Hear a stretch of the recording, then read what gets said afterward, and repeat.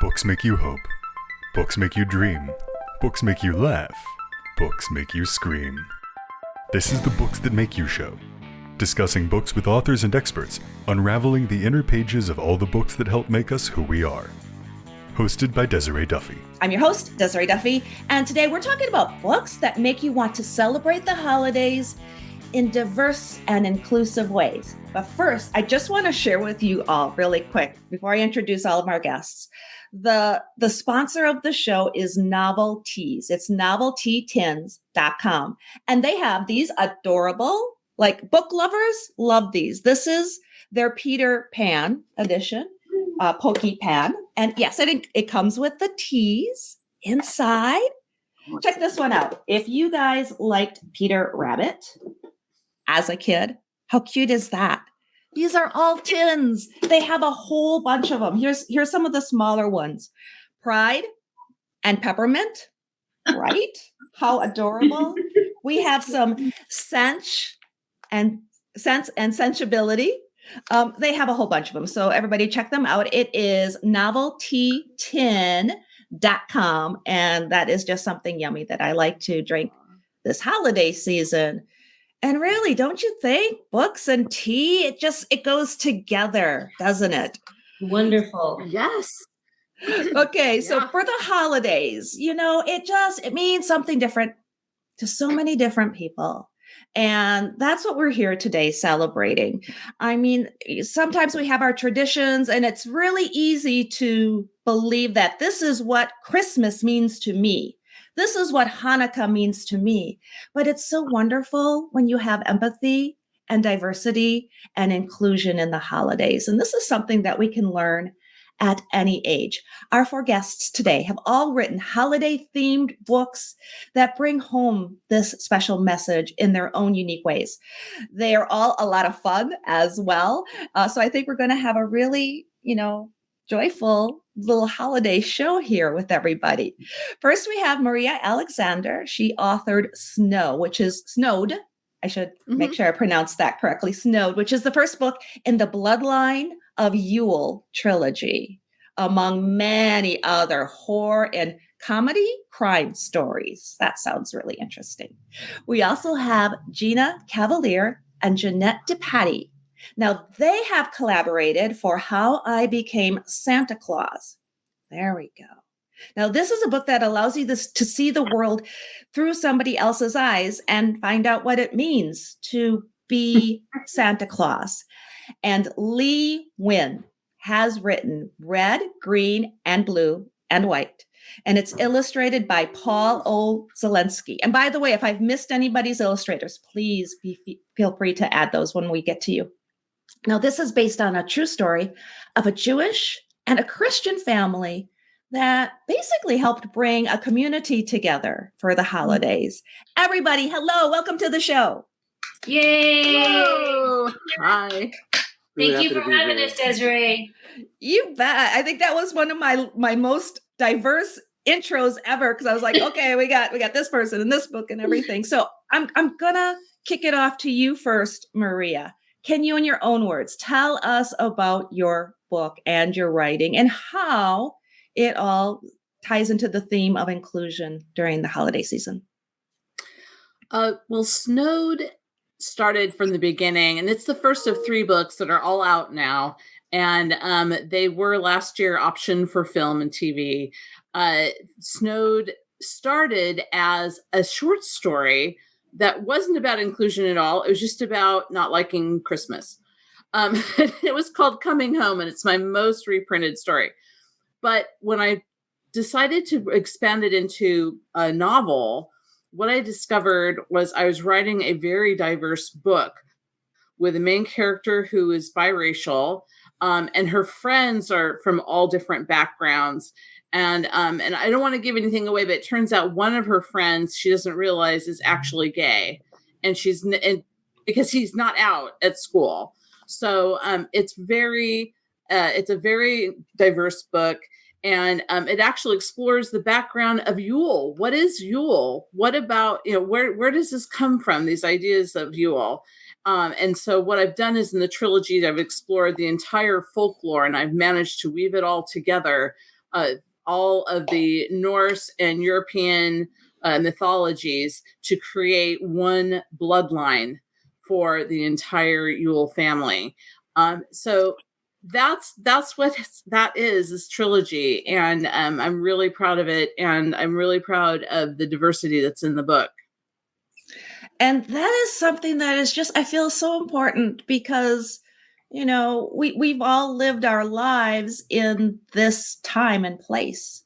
But when you go back in history through legends and you see how the holidays have formed and appropriated other traditions and pulled in so many different cultures and ideas and methods of celebration, then you start to realize that, hey, this really is something that's inclusive and that we can all celebrate together.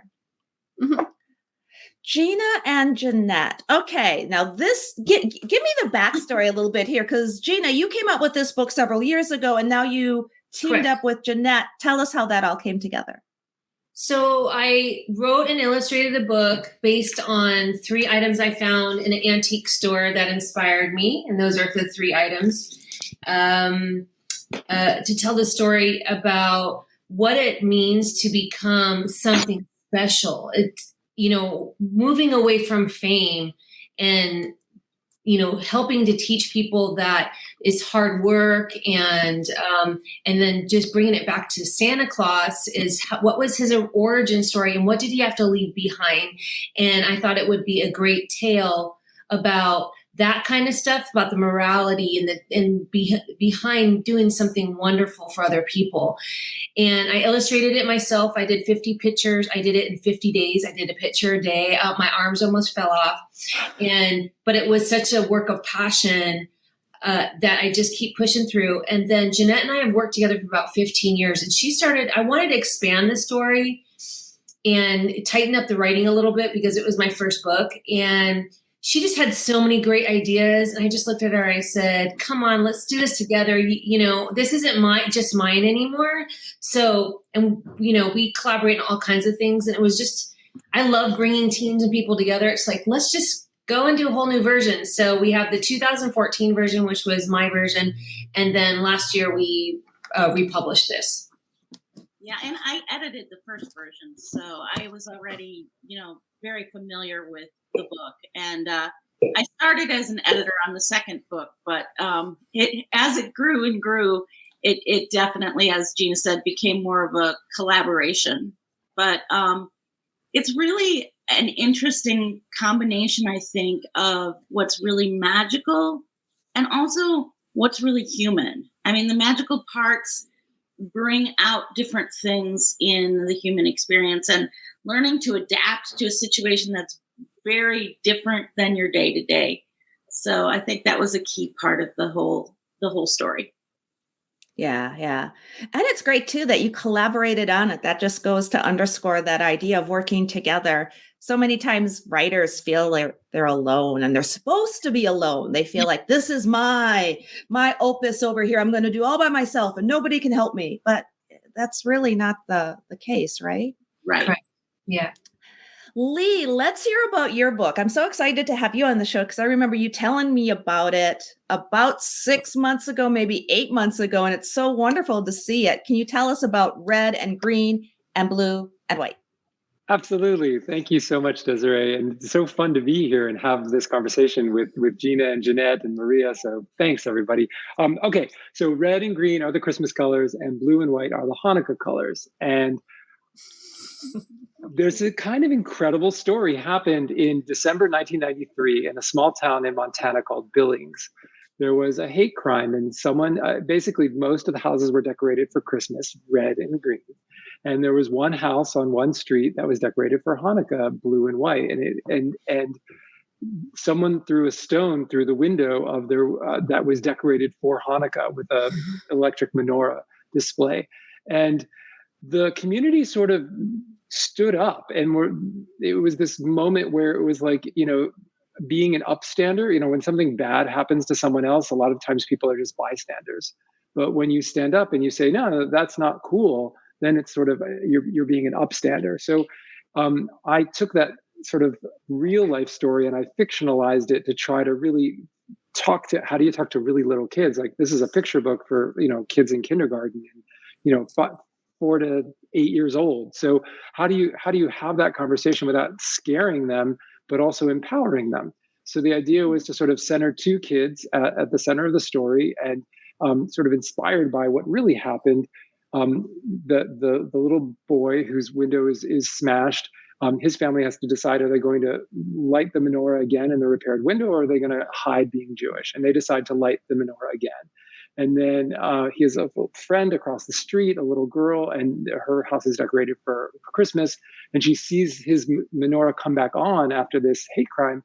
And she, in a show of solidarity and support, she draws an image of menorah and puts it up in her window next to all their Christmas decorations. And so then the local newspaper got involved. In fact, they published an editorial that I have a copy of here, a full page in a newspaper with an image of a menorah. And because of this and the community rising up, it turned out over 10,000 images of menorahs were put up all over this town as a sign of solidarity. The whole community stood up to say, like, no, not in our town. The true meaning of the holidays is community, and we can be different from each other and yet still come together. And I just thought it was such a beautiful story. So that's why it's red and green and blue and white, because we're stronger together. Oh yeah, that's just, I love that. I love that message, and just that's just the core of what we're talking about here today. So I'm going to start back with Marie. I hope you don't mind me kind of doing my own alphabetical round robin here. I think it's the easiest way to do it. With that last name, Alexander, you're probably used to going first a lot of times. So in writing your book and researching and bringing in your own holiday traditions, is there anything that you discovered that you were like, wow, I didn't know that? And how may that have affected how you celebrate today? Well, I'm a pagan, so I already was sort of emotionally and spiritually invested in finding out the origins of Yule. But as I was researching, I think the things that came to mind the most were that there's so much that's been forgotten that people just don't remember anymore. Or that we see through an American lens, like, for example, Krampus. We've embraced Krampus in the United States, which I love. I love Krampus. I'm a horror writer. I love all things like, kind of dark and spooky.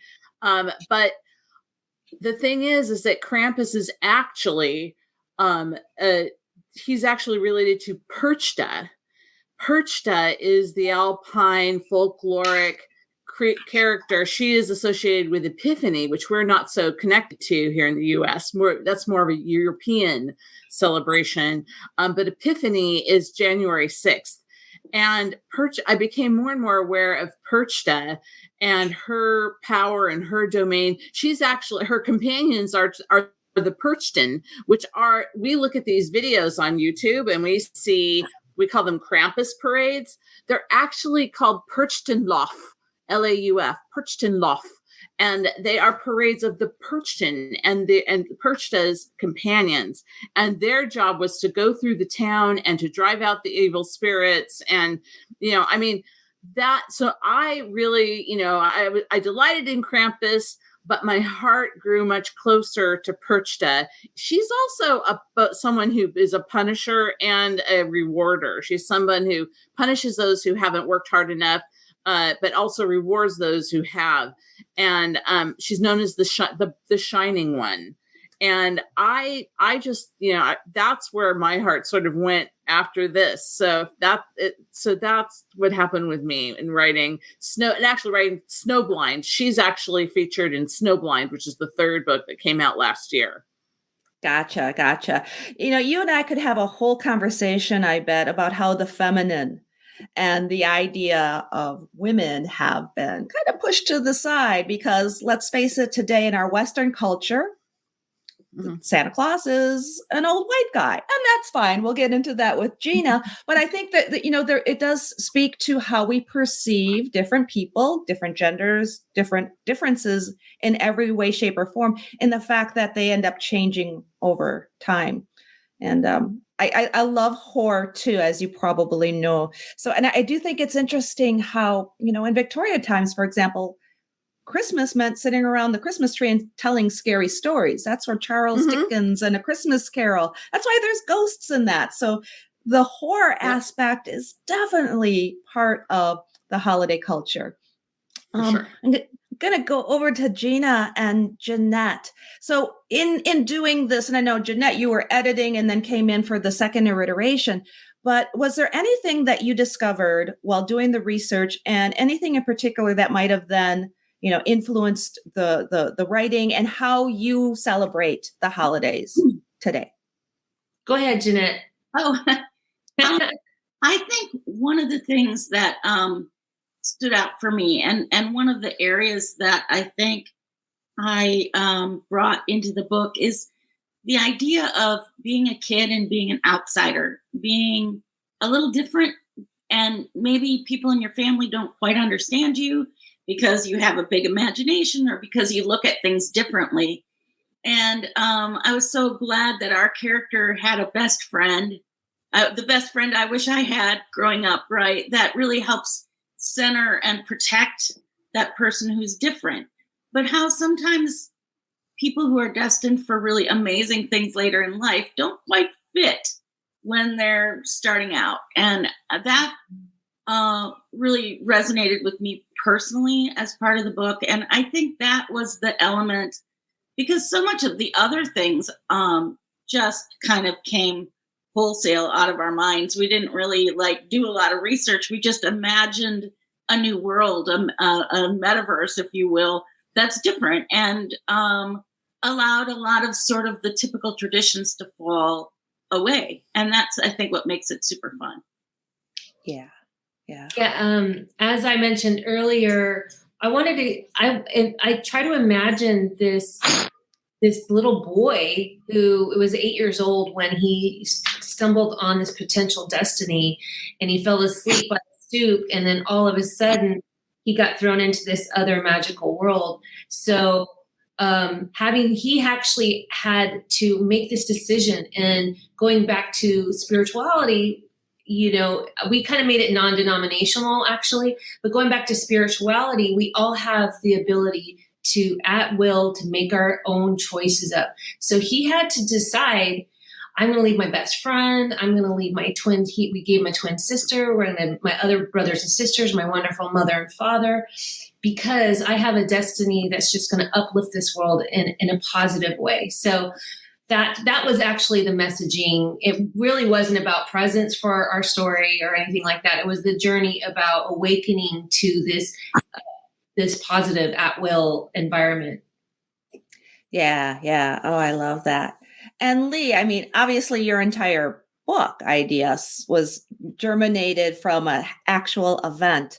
And you've already told us a lot of how that came together. Was there anything in particular that you discovered, though, that just kind of blew your mind? And has it influenced how you're celebrating the holidays today? Yeah, I feel like, there's this really beautiful concept in Jewish tradition that's called tikkun olam, which is this sort of desire to heal the world. And I feel like we talk a lot as adults about this is our job to heal the world. And we kind of tell kids well, you're really little, you don't have to worry about it. We try to shield them from the fact that the world does need healing. And for me, the real revelation of working on the book and was sort of pulling away from a lot of the adult part of what happened and really trying to, in a sort of fictionalized version, center the kids and what can kids do? Well, Isaac, the little boy in the story whose window is shattered, he writes poems. And so it's sort of this commentary on what's happening throughout the story. And in fact, the illustrator Paul Zielinski does this beautiful thing of the poems sort of dance across the art through the night. And then Teresa, she's an artist and she draws pictures. And I love the idea that standing up for yourself and standing up for someone else can be done as simply as writing a poem, drawing a picture, and to let kids know that they can already do it. They don't have to wait to grow up. They can already stand up for themselves. They can stand up for someone they care about that is different in some way and in other ways similar to them. And that we already have the power to change the world. They already have the power to change the world. And so I think that for my sort of holiday celebration, I'm Jewish, but I'm not particularly religious. I call myself a spiritual atheist. When we were lighting the Hanukkah candles, it's this idea about like filling the world with more light. And then my husband, he is not Jewish. He was raised, celebrating Christmas. And so we raised our daughter sort of doing both. And the idea that there's so many families where, the different traditions come together, and it's really not about merging them into one thing. It's not like a Chrismukkah. It's more about really acknowledging that there's these wonderful traditions and that are fascinating, and that we can celebrate our differences and be in community together, be a family together. Yeah, you can honor all of the traditions. Like my husband is Jewish and I'm pagan, and so we honor both backgrounds. We don't try to merge them. It's about appreciating the individual as opposed to trying to make it all one thing. Maria, it's like this idea that people used to talk about America being a melting pot. It's like, well, we don't want to melt away our differences. Maybe like a salad is better, right? Like we each retain our own individual things in this big chopped salad. Gumbo. Exactly. Yeah. And you bring up does somebody's kitty have something to say? I hear a kitty meowing in the background. I locked her out. I'll be right back. Let me let her in because she'll just, big problems. Hang on. Oh, this is wonderful. We get a kitty appearance on the show. Oh, we got to love our animals, don't we? Okay. Well, the idea too, when you write books for children or even young adults, teenagers, a lot of times the market is actually mom and dad, teachers, grandparents, aunts and uncles, because they're the ones who buy the book. A 5-year-old usually doesn't walk into the store to buy their own book. So really what you're doing is you're getting these messages to the parents so that they can instill them in their kids. So I'll start with you again, Maria. Is there a special message or something that you want to say to the adults that might be shopping for your book for somebody in their lives, or books, I should say, this time of year? Oh, absolutely. One of the issues I've had with Snowed and the 3 books is the protagonist, Charity Jones. She's an atheist. And what I discovered is that atheism really, truly is a diverse voice. It represents in YA, in children's books, there's less than 1% of the books are from that point of view. And according to Pew Research, atheists are probably the most despised group of people of all of the religious or non-religious backgrounds. And I just find that so chilling when we're in a time where we need to be developing critical thinking skills and we need to be grounded. And I really want to tell parents who pick up my book and think, oh, she's being so mean to those Christian kids at the school, who are bullies. I'm like, look, that's news. That's in the news. That's on Twitter. Everything in my books comes from the news headlines about the way people behave, the way kids behave at school.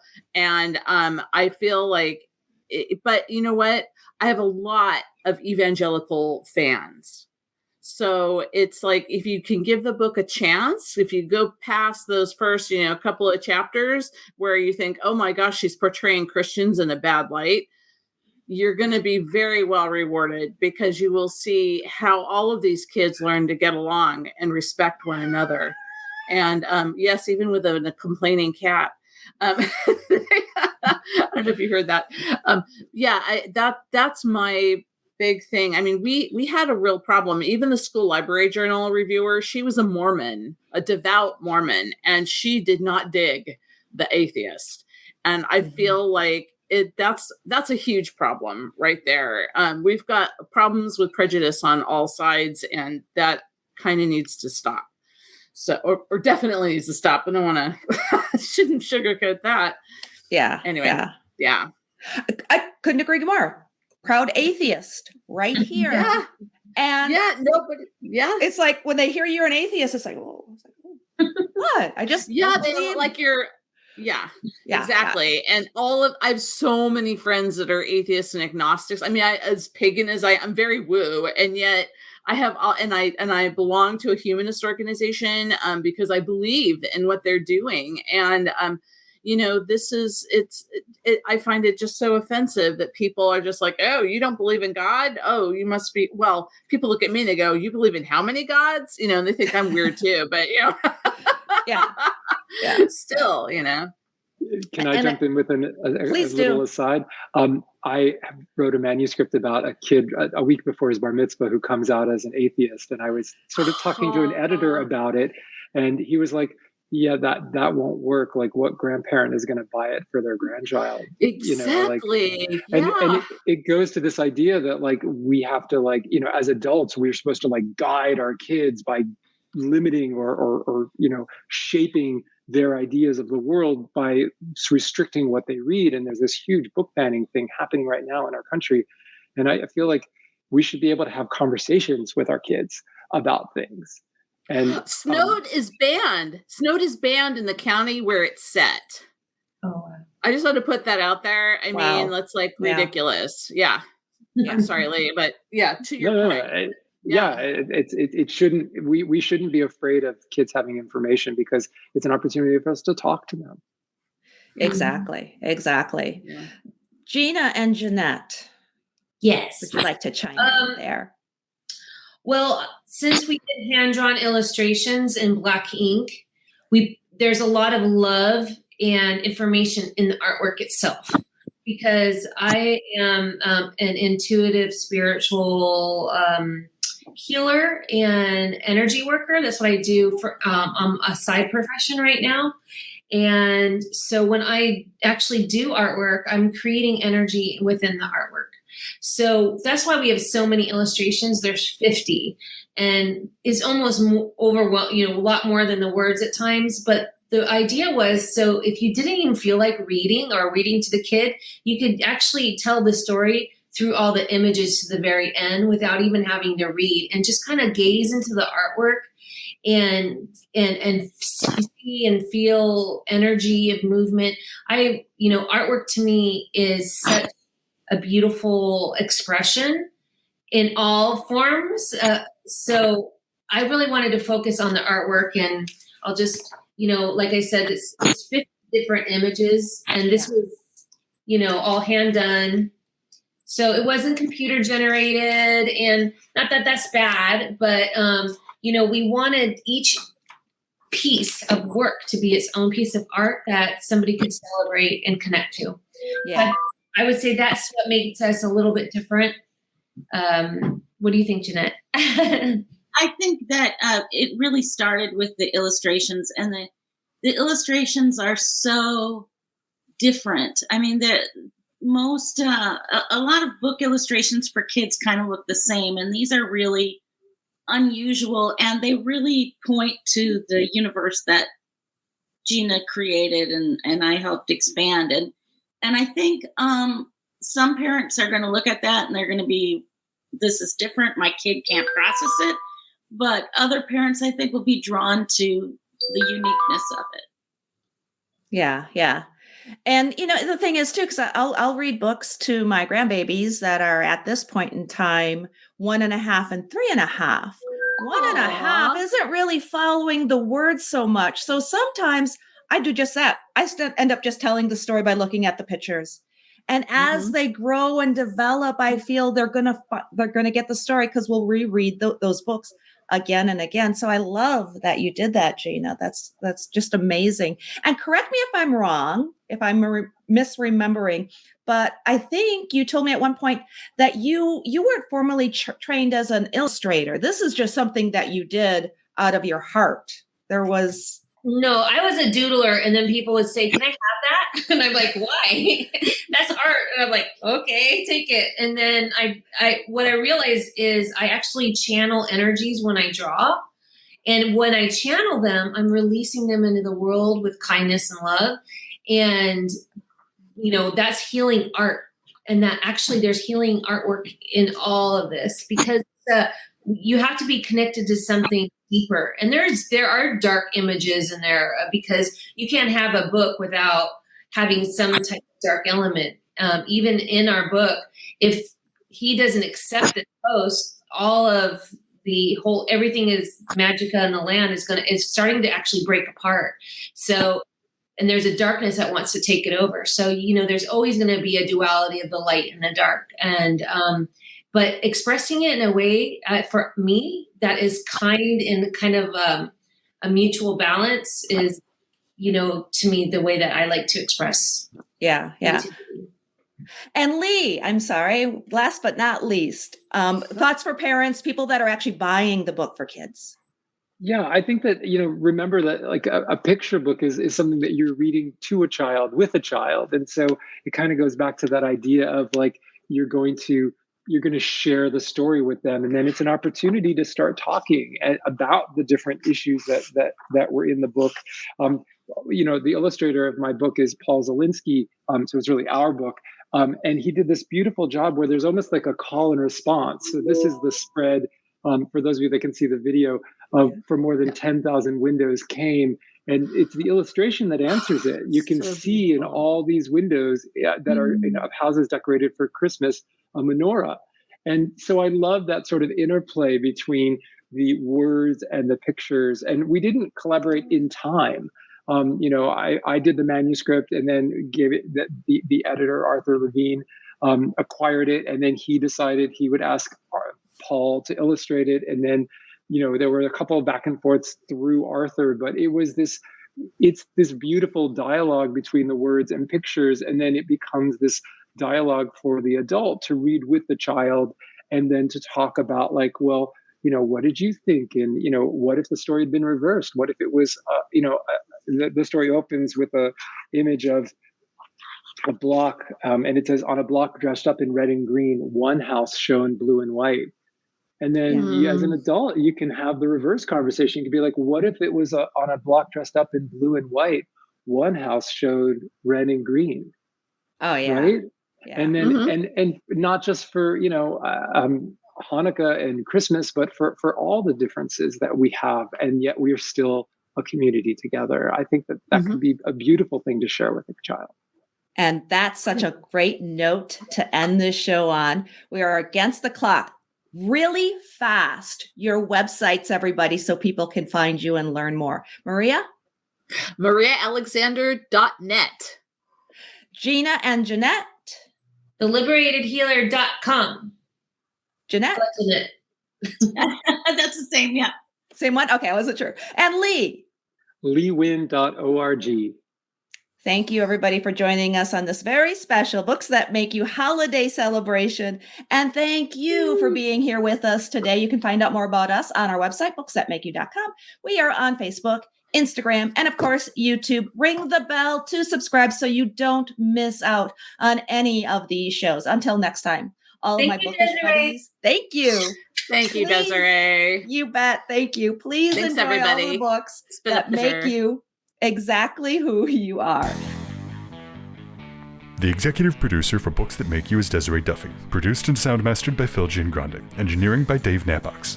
Social media and promotion by Bree Sweeter. For more, visit booksthatmakeyou.com.